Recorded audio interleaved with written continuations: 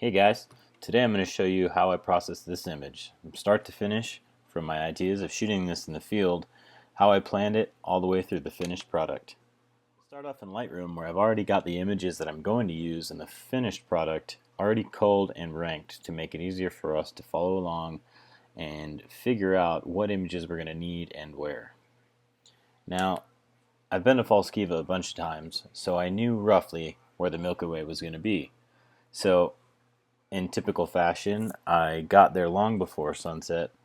I found my composition, I made sure that my focus was dialed in, and waited for post-sunset blue hour when I shot the first of many images for this shot. Now, toggling off my settings, you can see that it was still very bright out. Typically I'd wait a little bit later to shoot this shot, but I really kind of liked the soft, diffused directional light I was getting on the buttes in the background from the sunset setting to the west.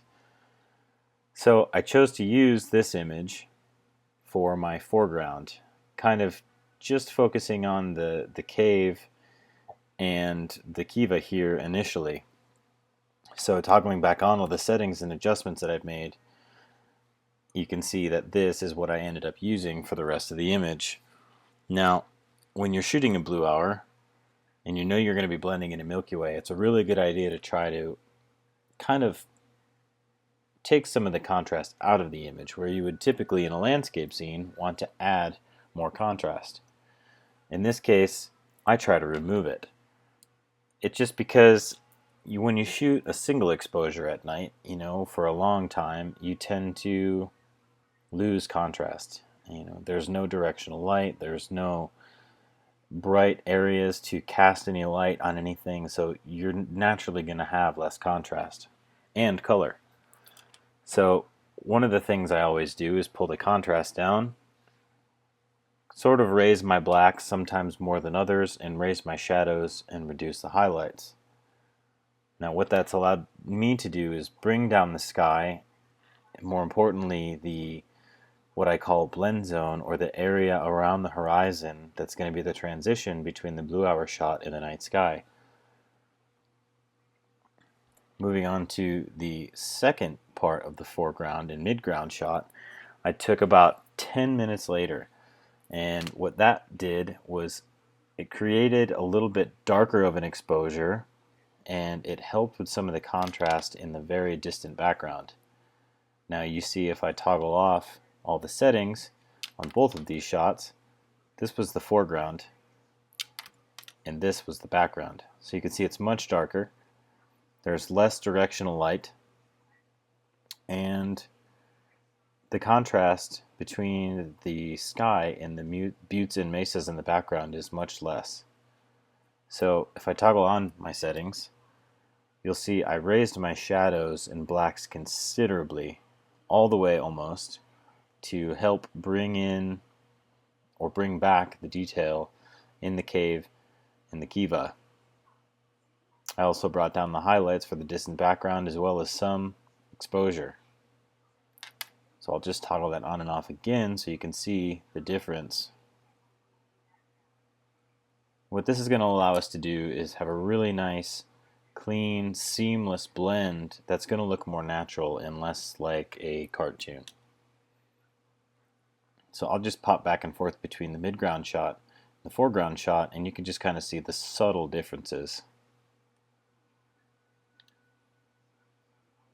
Moving on to the sky shots, you can see we had a little bit different plan later on in the evening. We thought maybe doing some light painting inside the cave and then blending this in with a much longer exposure for the canyon, and then again blending in the sky, would just be a different image than what we ended up choosing to edit, which was our blue hour shot. But because the sky was oriented so perfectly and the Milky Way was aligned so perfectly with the front of the Kiva, I chose to use just the skies from these 10 frames. So you'll see this is the last frame, this is the first frame, and how much the sky has moved. So we knew going into the Kiva, getting our composition and setting up, that the Milky Way was eventually going to align right in the middle of the cave. We used photo pills to plan this, and my knowledge of having been there a bunch of times.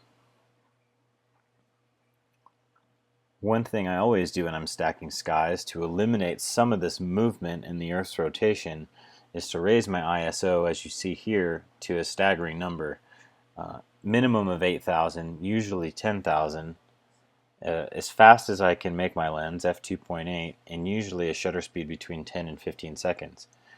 Lately I've been shooting a lot of my sky stacks at 15 seconds, so still not super fast, but not long enough to have any star trailing whatsoever. So if I zoom in to the center of the frame, you'll see that my stars are perfectly round. None of them are, there is no trailing, and that's what I like to achieve by stacking skies. Now you can also see that at ISO 10,000, this is a relatively clean file. That's because I've turned the sharpening off and added only 5 points of luminance and turned down the default color noise setting to 18. Lightroom has a tendency to muddy colors and blur colors, like the transition between the orange of the Kiva and the blue of the sky here, when you ramp up the color noise reduction. So I chose to turn that down to 18 so that I wasn't getting the weird halo effect here, but I was getting enough color noise reduction to get rid of all the color noise in the sky. And because I'm stacking, I don't really need the sharpening. So after I've made that adjustment, along with some local adjustments to just the Milky Way core itself, but not pushing the contrast and brightness so much that it's popping off the screen at you. It's just very subtle and enough to help the Milky Way really pop. I've also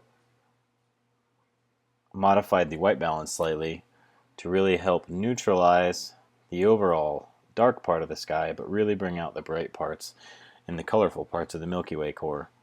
You can also see that I've used the camera calibration sliders to help that saturation along. Once I've got all my settings, I will just highlight all the files, sync those files by hitting synchronize, and then just to make sure that I've really got it dialed in, because the Milky Way has moved throughout the succession of these frames, I will go through and select my brush strokes and just move them ever so slightly, just so that by the time I get to the end of the set, the brush strokes are right where they need to be, still following the shape of the Milky Way. And this will help later on when it's all stacked, that it's not very obvious. Once I've got these images all set and they're all dialed in, the color's good, the sharpening's good, the noise reduction's good, I will go to File, Export them to a specific location that I'll be able to find pretty easily later on. I'll make sure that I export them as TIFFs with no resizing and no sharpening. And that's all you have to worry about here. So when we go into Starry Landscape Stacker, we're going to want to retain as much of that information as possible in the raw file. We're also going to make sure that we're exporting in the same color space that we use in Lightroom and Photoshop, and for me that's ProPhoto RGB. A 16-bit depth with no compression, and you'll export. Once you've exported, you'll open up Starry Landscape Stacker and you'll choose your files. Once Starry Landscape Stacker has loaded all the files, it'll show you this composite image. And this composite image shows you all the stars' movement, as you see here, but all the stationary static parts of the image, like the foreground, the background, and the inside of the cave that's not moved, will be aligned perfectly, and you'll see no edging or no trailing provided the tripod is not moved at all. Now, Starry Landscape Stacker will add all these red anchor points to help itself align, warp, and stretch all the frames to make sure that the stars stay perfectly sharp in the final image. Now, it's going to be kind of hard to add more pins if you have all of this trailing. So I just like to click off the composite image to the first image in the stack to help me see the pinpoint stars. Star Landscape Stacker is great at letting you add more dots to more anchor points in case Star Landscape Stacker missed anything. You'll also notice that it's added some red dots to the foreground, which we do not want. We want to make sure that we get all of those gone. And usually it finds hot pixels or dead pixels in the frame, and it thinks they're stars. So just take a few minutes to go through the frame, make sure that it doesn't have anything in the foreground that it's going to want to try to align. Once you have all those, the sky looks okay, you're going to hit Find Sky. And it's going to take a second to compute. And it'll generate this blue mask overlay on the sky. Take a few minutes here to really refine this mask, trying to get as close as you can to the edges. Using a Wacom tablet here could be really helpful. The stylus will give you greater control over all of the masking points and the edges of all the areas you need to really get. Once you've finished masking, make sure that you haven't gotten any of the blue mask on the foreground. So just click Ground and brush over anything blue that would be below or outside of the sky. Once you've done that, just click Align and Save. Once Star Landscaper has finished blending everything, you'll be able to save two copies, a composite, which is the whole image with the foreground stacked and the sky stacked, as well as just the sky composite. So you'll want to save these in a place where you can easily find them. To use later on. Our Landscape Stacker is done stacking the two images that we might use. We're back in Photoshop where we're going to choose our sky files. And in this case, I'm just going to use the composite sky.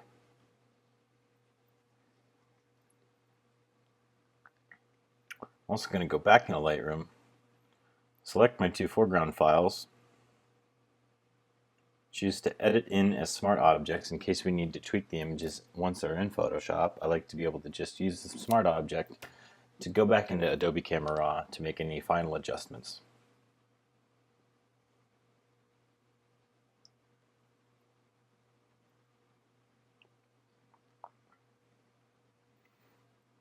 Photoshop will not let you stack smart objects in layers, so it opens them naturally in two tabs.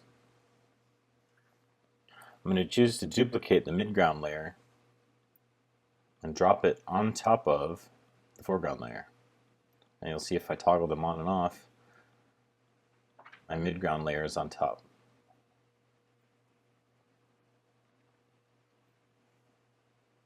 Now I'm going to duplicate my sky on top of it as well.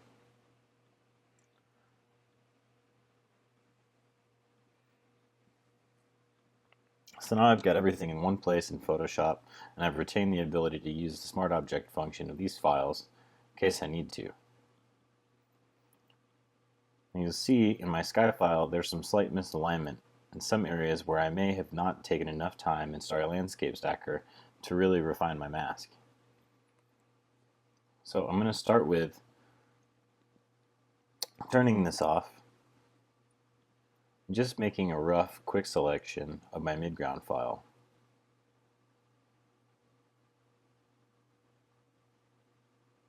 Making sure that I haven't missed any areas. Like this low contrast area in the back here. Once I've done that, I'll just look around the frame to make sure that I haven't missed anything. Once I've got my mask or my selection made, I'll click on my sky layer and apply a mask. This will be our starting point for refining the mask to really make the sky blend into the scene, because as it looks right now, it looks pretty fake. So because I made the mask off of the foreground layer and it looks like there's some slight misalignment in the sky layer, I'm just going to unlink the mask from the sky layer so that I can manipulate the sky so that it better lines up. So using Command T, I'm just going to use my arrow keys to see if I can get it to align any better. And it looks like just some simple arrow keys over and down really helped,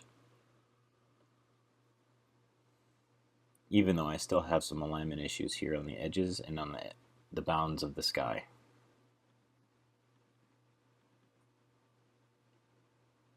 One of the great things about Photoshop is that I can really manipulate things and move them to help them align and fit the scene better. So I'm going to go beyond a simple transform function here, and I'm going to use the warp function. And using the warp function will just allow me to stretch the scene ever so slightly in the corners, the tops, the sides. And once I've now got everything stretched around and pulled around so that all I really have to do is fix my mask. I'll just reselect my mask. Using Command H to hide the marching ants, select a brush tool at about 100% opacity and make it nice and small, making sure my foreground color is white. I'm just going to continue painting around the edge of the mask.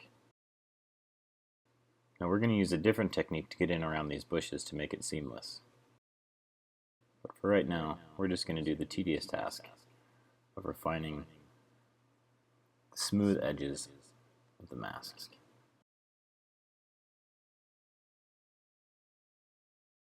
Sometimes to really help the masking along, I'll use a trick called expanding the mask. So I'll just go to Select, Modify, Expand by 1 pixel.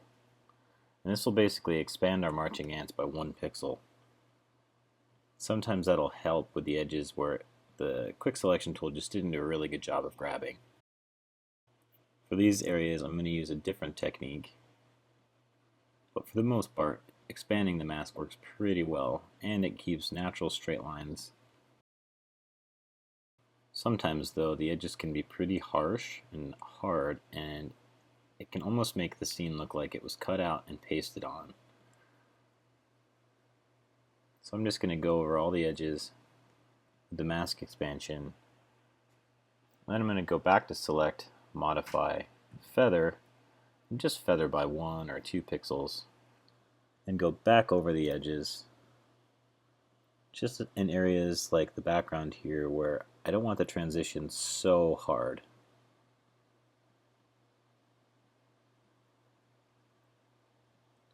So that's going to make everything nice and smooth. Okay, zooming back out, the mask is getting there. It's getting really close, but we have some areas like here and around these bushes on the right hand side, as well as this little crag, that the quick selection tool just didn't do a good job of. So turning this mask back off, I'm going to do something called channel masking, where I use one of the RGB channels to just generate a simple mask. So because I know the sky is blue and I want it to select mostly blue, I'm just going to use the blue channel by command clicking on it and generating a mask. Then I'm going to click Command D to deselect, click back on the alpha selection, go to Image, Adjustments, and Levels to just add some contrast to this mask. I really want to make the sky stand out against the foreground because I just want the sky selected. So I'm just going to keep pushing the whites over and the midtones up just to basically create a black and white image.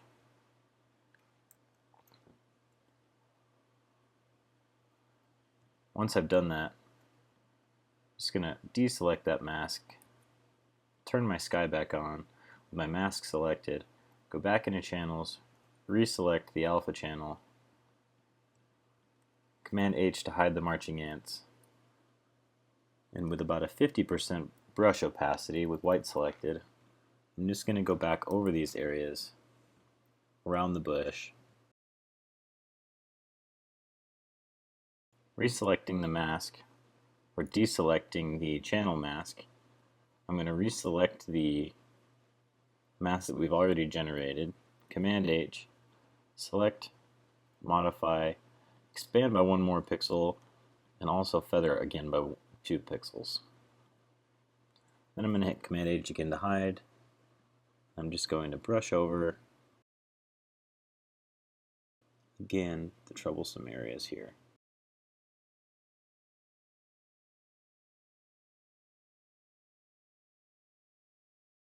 Creating the mask and refining it really takes a long time, and it can be really tedious. But it's worth it in the end if you really take the time to use some finesse and use some blending techniques to really help the mask be seamless and eventually become really natural looking.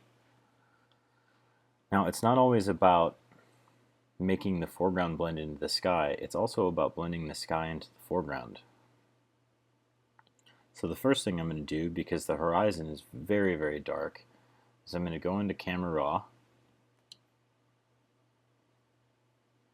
I'm going to use the gradient tool to lift the whites, reduce the clarity some, raise the highlights, and raise the overall exposure. I'm just going to drag upward and continue to modify the sky here. Increasing the whites, increasing the brightness.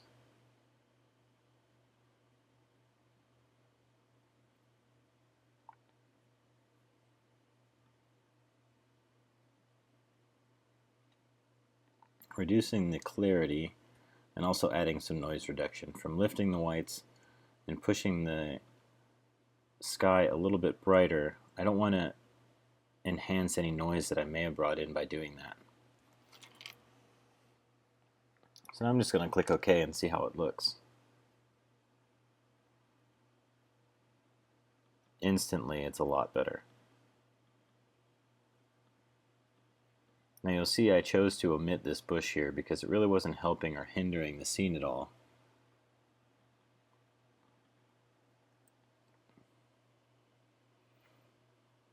Once I've brightened the sky, I just want to make sure that it didn't reveal anything that I missed while masking.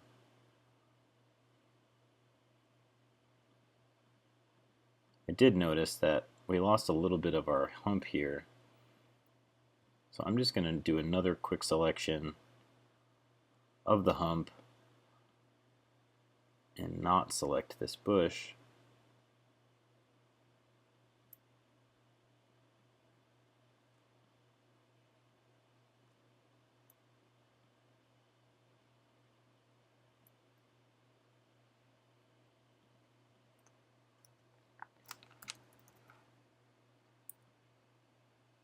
I'm just going to paint that back in.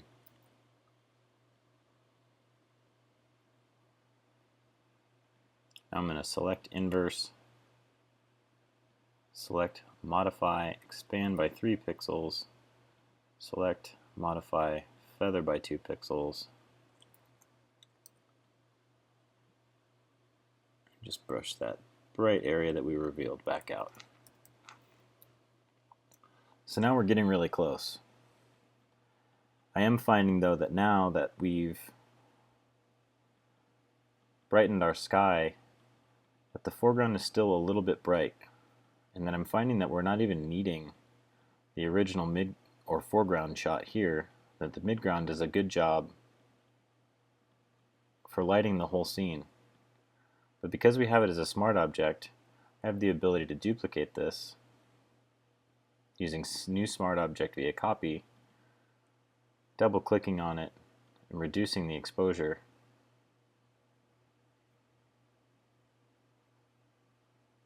Now I'm going to click OK.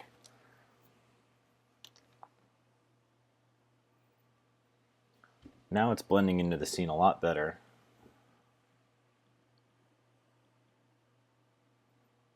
I just may use a little bit less of an opacity on this.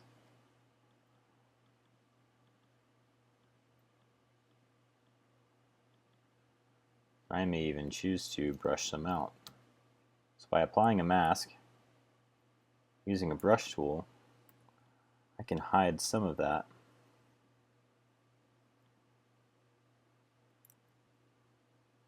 using a soft, big brush.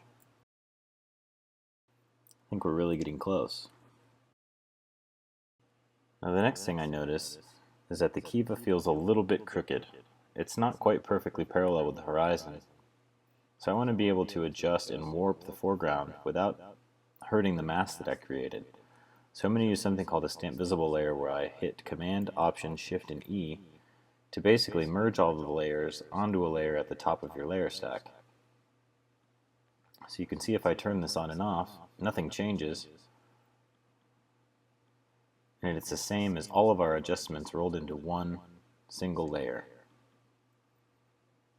Now I'm going to choose to use my rectangular marquee tool to select just a portion of the frame, transform, and warp just part of it.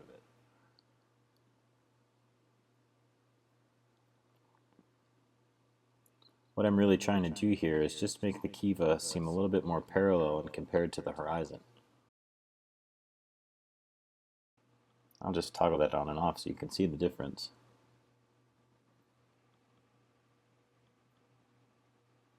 I think that looks a lot better. Overall, the scene seems very much purple, so I'm just going to add a simple color balance adjustment. Choosing my shadows, I'm just going to add a little bit of yellow, a little bit of green. And I'm going to turn the opacity of this layer way down, somewhere around 30 or 40. Now you see the effect is minimal, but it's really helped neutralize some of that purple. And we can add just another color balance. Maybe select our midtones this time. Add a little bit more green. And then maybe add a little bit of blue back into the shadows.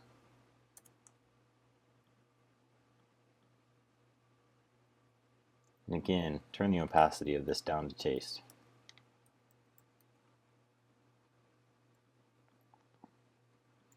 If I combine these two into a group and turn them on and off, you'll see that we mitigated some of the purple and added in quite a bit of blue.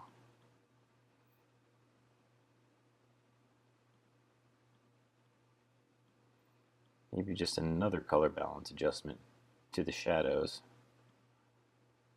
where I add just a touch of pink back in and turn it way down to help mitigate some of the green. Now I just like to zoom in and inspect all my edges to make sure that nothing really pops and really stands out. It's important to always be forthcoming when you've made a blend or you've made a composite. And what I like to do is just to make scenes that really could happen in a single exposure, but our camera's dynamic range just doesn't have the ability to capture the light like we might see it with our eyes. Now this canyon is very, very dark at night, and even with your eyes, you can't make out any detail in the background, so that would make for a really boring picture. Another thing I like to do, once I've got my image warped and everything is looking good, the mask is looking good, the blend is looking good, I will make a duplicate or another stamp visible layer using Command Option Shift E. I'm going to try to take care of some of these hot and dead pixels that you see up here in the cave's roof by using Filter, Noise, Dust and Scratches. And I start by turning my threshold to 0 and just slowly increasing with my arrow keys upward until the color noise and the dead pixels is gone. Once I've done that, I'll start increasing my threshold by tens to bring back that detail. And I'll just continue to increase it until the red dots start to reappear and then back off slightly. And it looks like the radius of 3 and threshold of 20 did a really good job of getting rid of most of those red dots. If I toggle on the preview, you'll see all of these red and green dots that are dead and hot pixels are now gone, but I've still retained all of that detail. So I'm just going to click OK. The negative effect of dust and scratches is that it can really wreak havoc on your stars, as you can see here. So once I've done that, I'm just going to make a really quick, simple selection using my lasso tool. make a really quick mask of the sky, apply and invert the mask. So if I hit Alt and Option and turn my mask on, you'll see that the dust and scratches filter I've put on is only affecting the foreground and not the sky. This helps make for a really clean foreground, but sometimes almost too clean. Now we expect in a night scene for there to be a little bit of noise, and in this case the sky is just ever so slightly noisier than the foreground. So to really bring the whole scene together, I'll just go to Filter, Noise, Add Noise, choose an area somewhere along the horizon that I can compare the sky and the foreground to, and I usually use uniform. It looks like I'm going to choose to use uniform around 4 points. So now if I zoom in, my noise level in the foreground is really close to the noise level of the sky. But I know this seems contradictory, but the noise that I've added is really pronounced, and I want to muddle it slightly. So I'm going to go to Filter, Noise again, and Reduce Noise.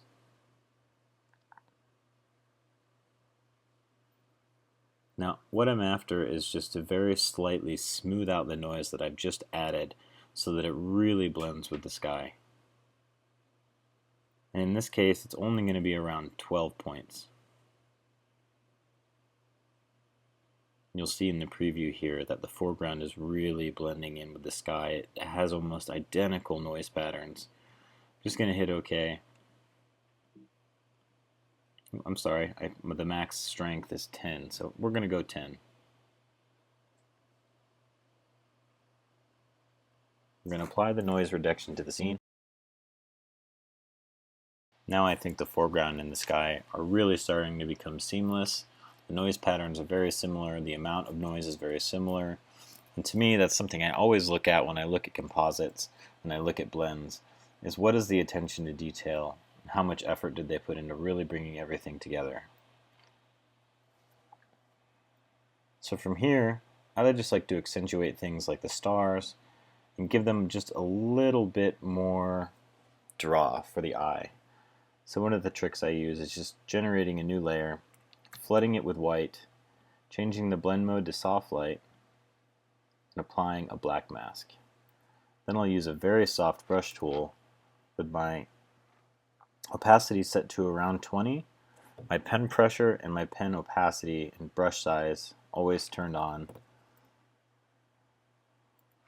I'll just go around making sure my foreground color is white and just adding a little bit of accentuation to some of the brighter stars in the scene. Then if I find that it's too much, I'll just turn the effect down slightly. Sometimes I'll even blur the mask, just to really help them fade into the background. Something else I like to do is to punch up the pink in Orion there. So I always turn on a new layer, set it to color, select somewhere in the pinks, the low opacity, just paint over it, and then turn the opacity of the layer down. And it's really subtle, but it's just one of those details I really like to make sure are there. Another thing I like to do is to create a dodge and burn layer.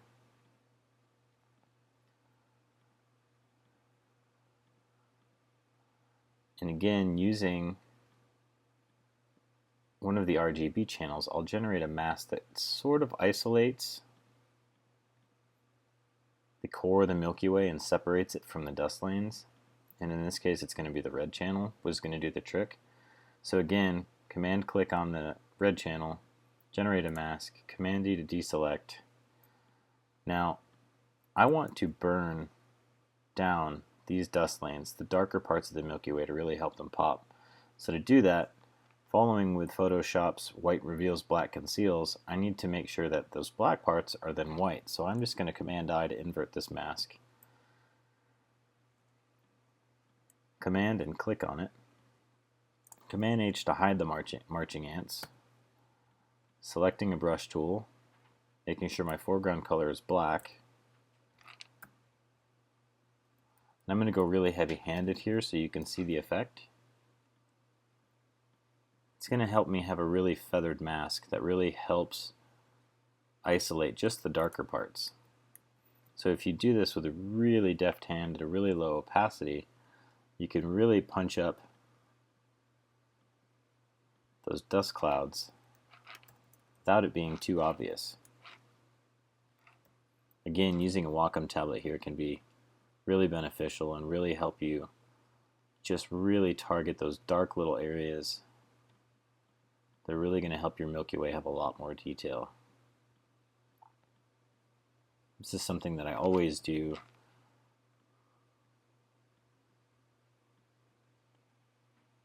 And it really doesn't take a lot to really make a difference.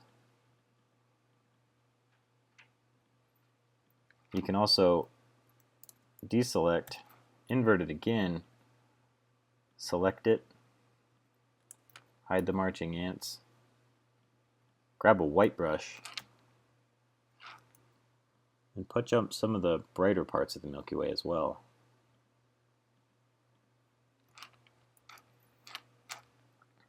So I'll just toggle the dodge and burn layer off and on, and you can see that I brought out a lot of the darkness of the dust lanes and just punched up the brightness of the white parts and the bright parts of the Milky Way just a little bit.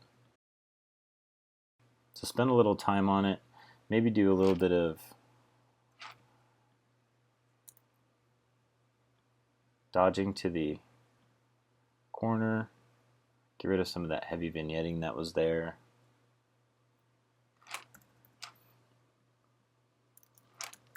Maybe with a really low opacity, just brush along here, just so it'll stand out. One thing I always like to do is go full screen and zoom way out as if I were viewing it from across the room and see if anything obvious really stands out to me. And just like that, we've got our Blue Hour Blend False Kiva Milky Way shot. Turn all of this off so you can see what we started with, what we finished with, and the steps along the way. So we started with our Blue Hour shot, brought in the midground, darkened that midground, generated the sky mask, refined the sky mask, stamped visible layer where we warped to bring the Kiva more parallel to the horizon to help balance the image, added a little bit of noise and some dust and scratch removal for the hot pixels in the foreground, added some highlights to some of the brighter stars in the sky, helped Orion pop, and dodged and burned the Milky Way. And now I think we have a pretty close to finished image. Hope you guys enjoyed this tutorial, and you'll subscribe to my YouTube channel and follow me on Facebook and Instagram.